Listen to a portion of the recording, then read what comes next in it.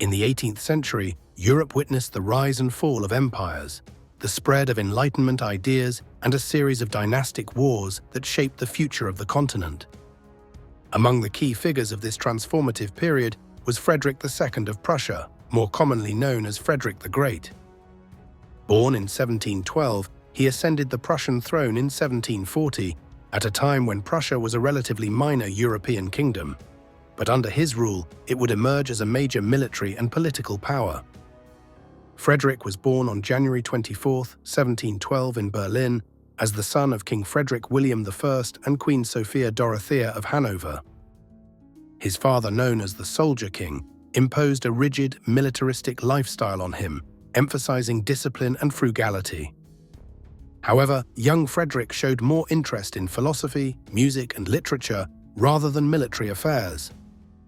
His early years were marked by conflict with his father. In 1730, at the age of 18, he attempted to flee Prussia with his friend Hans Hermann von Katte, but they were caught. Katte was executed and Frederick was forced to watch. This event deeply affected him and shaped his future approach to governance, one that balanced military strength with intellectual pursuits. Frederick became King of Prussia in 1740, after the death of his father. That same year, the Holy Roman Emperor Charles VI died, leaving his daughter Maria Theresa to inherit the Habsburg lands. Seeing an opportunity, Frederick invaded Silesia, a wealthy Austrian province, sparking the War of Austrian Succession. The First Silesian War ended with the Treaty of Breslau, which granted most of Silesia to Prussia.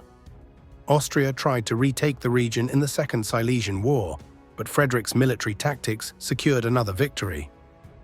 By 1745, with the Treaty of Dresden, Prussia's control over Silesia was confirmed, significantly increasing its economic and military strength. Frederick's most famous conflict was the 7 Years' War. It began when Austria, now allied with France and Russia, sought to reclaim Silesia. Prussia, supported by Britain, faced a coalition of powerful enemies. Despite being outnumbered, Frederick won key battles such as Rossbach and Leuthen, using his superior tactics. However, by 1760, Prussia was on the verge of collapse when Russian forces occupied Berlin. Frederick's fortune changed with the miracle of the House of Brandenburg in 1762. Russian Empress Elizabeth died, and her successor Peter III withdrew Russia from the war. This shift allowed Frederick to regain lost ground.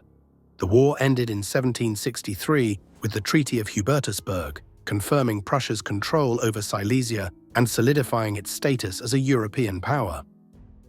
In 1772, Frederick participated in the First Partition of Poland, acquiring West Prussia, which connected his territories. This move further strengthened Prussia.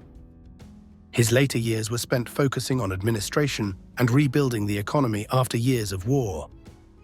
He rarely appeared in public and lived a simple life at Sanssouci Palace, devoting time to philosophy, writing, and governance. Frederick died on August 17, 1786, at the age of 74. He had transformed Prussia from a minor state into a European great power. His tomb, originally moved by the Nazis, was returned to Sanssouci in 1991, as per his wish to be buried next to his dogs, reflecting his simple and personal side.